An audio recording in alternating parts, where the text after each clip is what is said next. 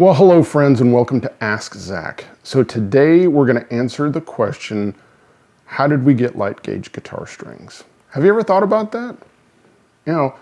Or how about this question? Have you ever wondered why everyone makes a set of tens, all the string manufacturers make a set of tens that are the exact same gauges? 10, 13, 17, 26, 36, 46? Or a set of nines, they're all 9, 11, 16, 24, 32, 42, or eights, 8 through 38. Why is that? Do you think they had a meeting at some Italian restaurant? You think, all the string guys, met up and did that? Nope, they didn't. The story's much better than that. So today we're going to answer those questions, and we're also going to talk about the Mavericks that, basically started using banjo strings and are the reason that we have light gauge strings. We're going to talk about the first manufacturer to release light gauge strings that ended up being copied by everyone else. All right, before we dive in, I have to thank my Patreon members because they are what keeps this show going. They are important to me and I'm very grateful. So if you'd like to join them, if you appreciate the work that I'm doing, then check out the link in the description, or you can always hit the tip jar or pick up a t-shirt, and I appreciate it.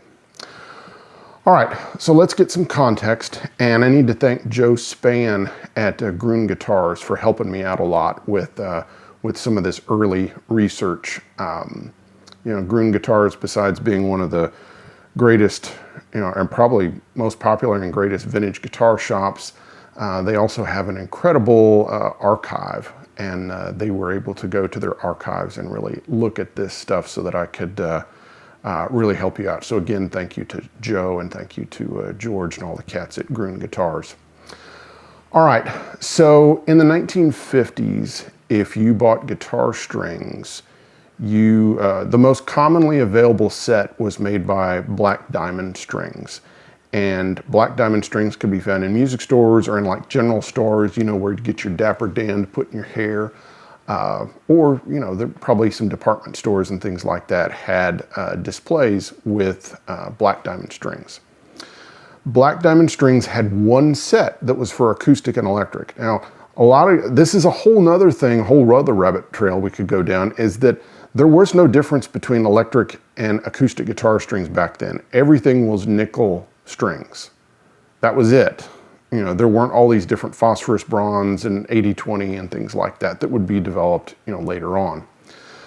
So, and the only gauge available was 13 through 56 with a wound third that was somewhere around it was in the upper 20s or a 30 for a G string.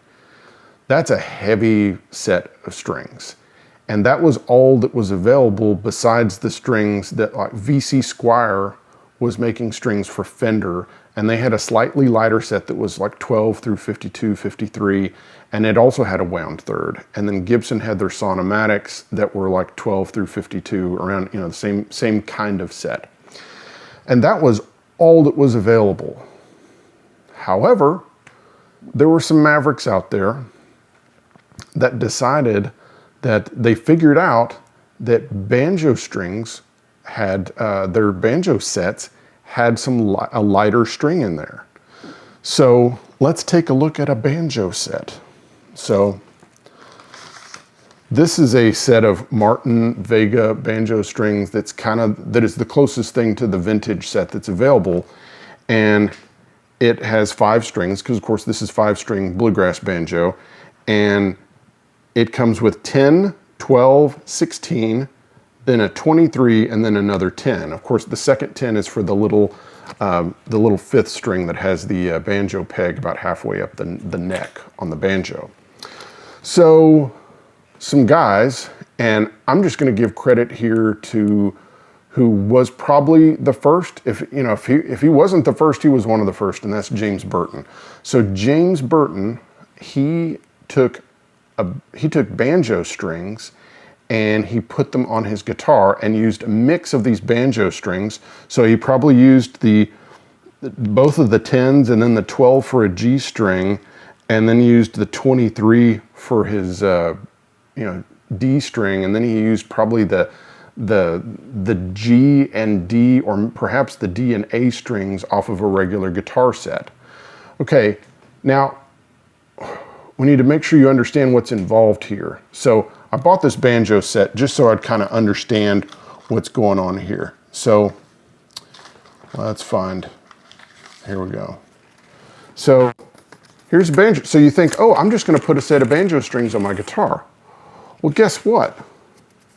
They don't have a ball end. They have a loop end, because, banjos just have this little, kind of little ledge thing that you're able to, a hook that you hook that onto, and then you put the banjo string on. So to do this, you have to take a guitar string and you get some clippers. You're gonna clip this off. Hopefully this doesn't go flying. All right. So you're gonna throw that guitar string away. Usually this would be the low E string that was like a 56 that you don't care about anyway.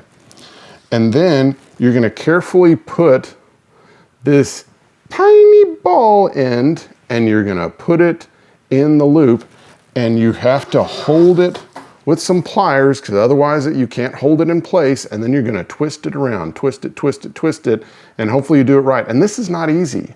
So this was something that James Burton and other cats did that were super serious about innovating and creating new, guitar styles. And that's what they did. So James, along with guys like Roy Buchanan, Billy Sanford, and these other cats that were in, the Shreveport, Louisiana hayride guys, also guys out in Los Angeles, also guys in Chicago. So all these cats were doing it. And so we don't have a perfect timeline of this. Of course, I'm going to say Burton was probably the first or one of the first, but also, later on you would get guys like the Ventures, Merle Travis, Chet Atkins, Mike Bloomfield. Mike Bloomfield would take a banjo string, a 10, and he'd put it as his first string, and then he'd throw away the low E string and do that. That was the thing that was the most common thing to do. Burton was kind of the exception in that he was using a couple of the banjo strings to make a really light set. And but a lot of guys would just use a banjo 10 as a high E string, and then they would take a regular set of strings, and they would just, again, throw away the low E string.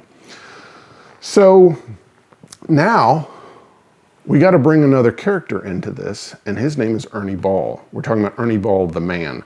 Ernie Ball was a steel guitarist, and he opened we could spend a whole episode just talking about Ernie Ball, and there's a number of good episodes that have done by other shows talking about Ernie Ball, the man. But we're going to talk about the significance of Ernie Ball, the man right here as far as, strings.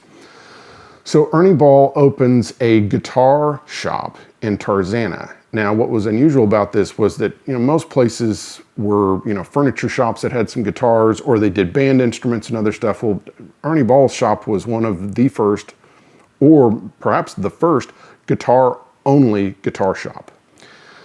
Now, Ernie was a smart businessman, and he understood that if he was going to sell instruments, he needed to appeal to the young crowd, and he needed to have instruments that were easy to play so that people would stick with it and they would move up the line buying instruments. So, you have the guy that comes in and they buy a Music Master or a Duosonic or, Les Paul Jr., and then they move up to a Les Paul Standard or a Custom or a Stratocaster or a Telecaster or whatever. So the greatest impediment, the speed bump in the situation that Ernie Ball saw was the strings that were being put on guitars. He thought that they needed to have an unwound third. And so part of this was probably from his own experience, but also this was from the people that were coming into his shop. So Ernie Ball, being down in Tarzana, being a guitar-only shop, well, he's near Los Angeles, so all the cool, hip guitar players of the day are coming down to visit Ernie, like James Burton and Merle Travis and the Ventures. We're talking late 50s, early 60s.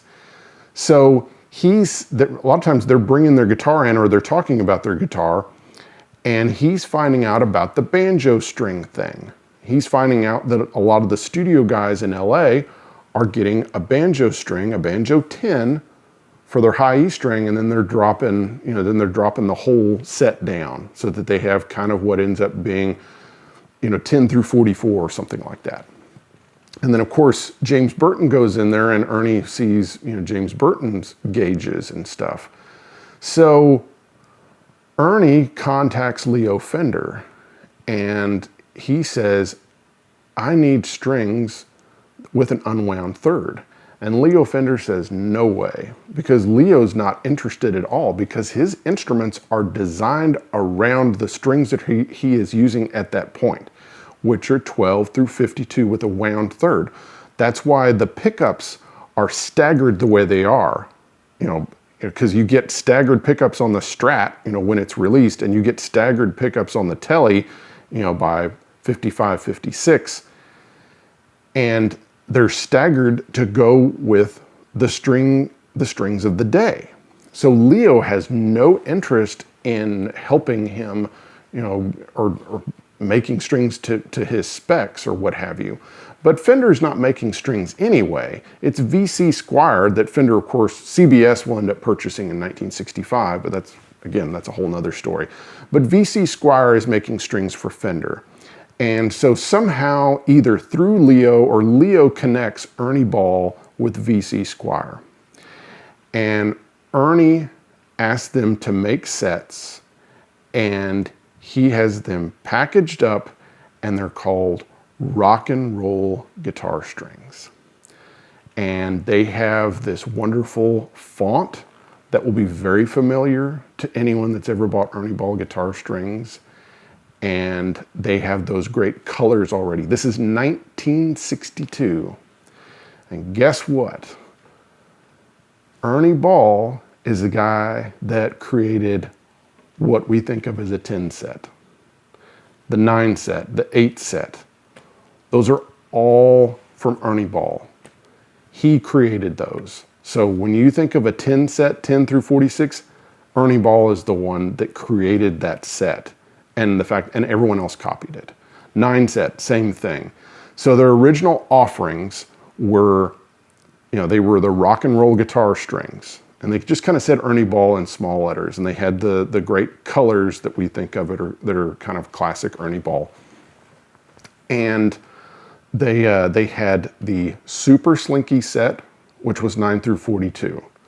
And that was the only string that was using the word Slinky in it. So it wasn't yet, their kind of main branding besides the name Ernie Ball.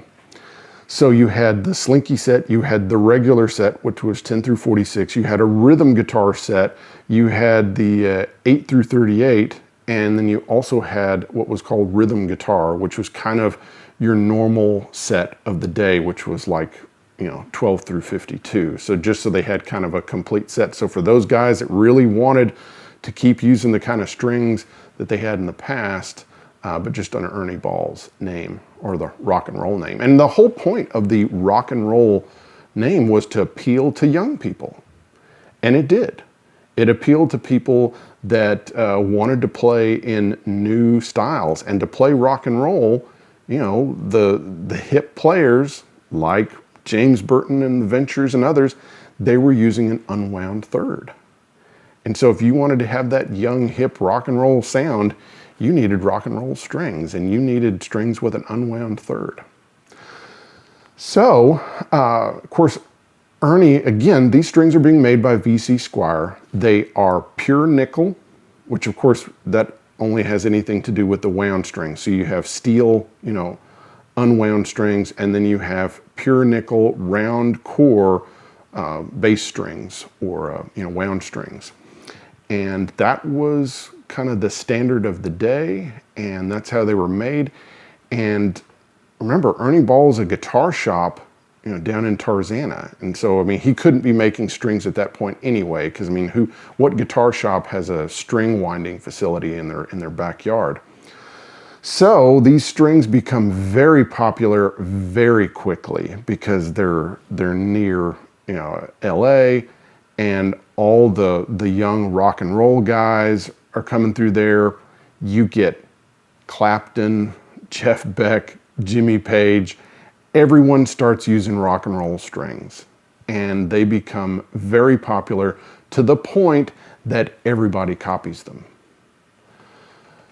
So Darko strings, they start making funky strings, which were the exact same gauges. Now, I will say that there is a difference in that apparently Darko was the first to be using nickel-plated steel, and apparently they started with hex core later on. So it was a slightly different set as far as the makeup of it. But they were copying the font, they were copying the colors, and they copied the gauges.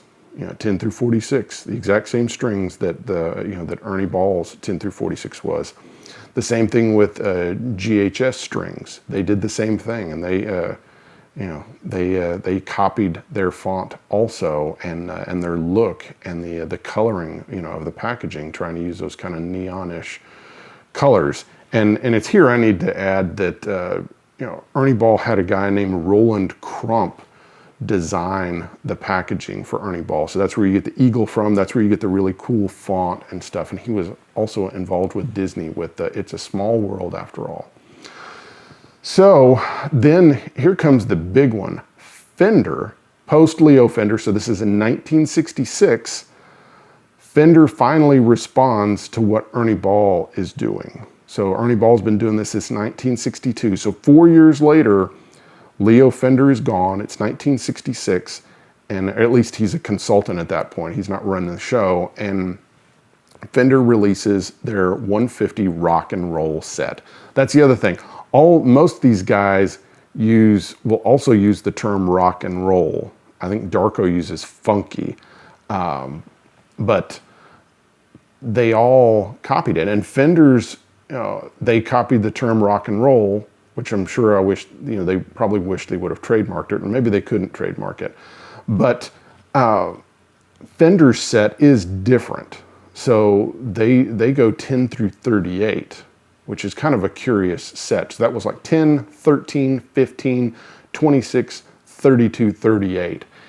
Now, this set becomes very popular because Fender has wider distribution than Ernie Ball. But again, this set only exists because of Ernie Ball. And Fender does well with this string set. So by the late 1960s, with all these other string manufacturers copying Ernie Ball and using the term rock and roll and copying their colors and everything, they changed the packaging to make rock and roll kind of in not as much emphasis on it, and they start putting the emphasis on Slinky. So then you start seeing strings, they're all Slinky. And so then you have regular Slinky, extra Slinky, super Slinky, and on, or the skinny top, heavy bottom. And you see Ernie Ball as the focus of the packaging, and then you have rock and roll and the other things. And they really kill it, and they become very popular with all the guitar players, and then you have all the other string companies copying them. Kind of the next couple of innovations that kind of happen are, in the early 70s, there's a shift away from pure nickel on the wound strings, and that's because of cost, and also because when you use nickel-plated steel, it gets a brighter string. So as far as the wound strings, and so a lot of people liked that.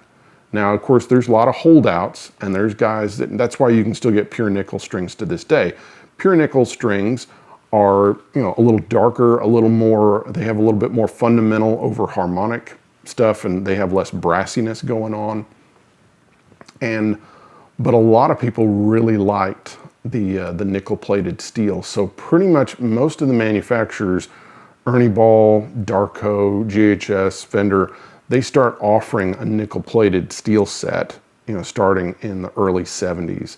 And then the next thing that's really important is the development of the hex core, which I believe D'Addario was the one that kind of pushed for that, and they were the ones to start with that, and other companies followed suit with that.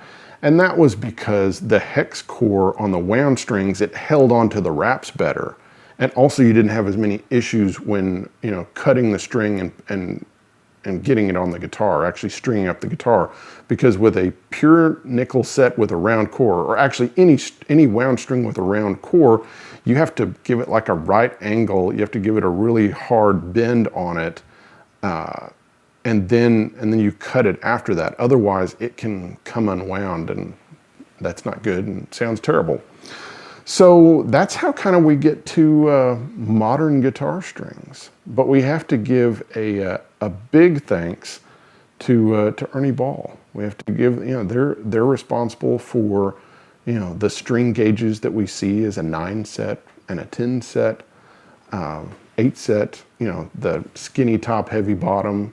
That's all Ernie Ball. They developed that, and they're the reasons why we have light gauge strings available to us, because before that, it was just the pros that were buying, you know, they were buying a guitar set and either a banjo string or a whole banjo set, and they were making these custom sets. And so they're the guys that pushed it. So I guess, you know, we need to thank James Burton and all of his, you know, kind of disciples and other cats that did it, either, you know, probably later on, like Mike Bloomfield and, you know, Merle Travis and all these other cats that, you know, all started taking a banjo string, putting it on the high E and then moving everything down. But all that stopped when Ernie Ball started making strings, you know, because you didn't need to do the, you know, the banjo string trick anymore, because all you had to do was get a set of Ernie Balls and throw them on your guitar. Yeah, who wants to wrap that, you know, cut a ball end off a, you know, a string that you're not even going to use and wrap it around there. All right. Well, and again, all modern guitar playing styles all have to do with this. So again, I think this is one of the most important innovations of the electric guitar ever, is the development of light gauge strings. So I need to thank the guys at Ernie Ball for helping me out with info, including Chris and Derek, and you know, I need to also thank again Joe Spann at George Gruhn, Gruhn's Guitar Shop, and thank you so much for helping me out, and I really appreciate it. So, guys, you know, pick up a pint, or next time you're playing, you know, your guitar strings and your light gauge set, and you're bending your unwound third, you need to thank Ernie Ball and James Burton and all those other mavericks that made it possible for us. All right. Thank you, guys, and bye-bye.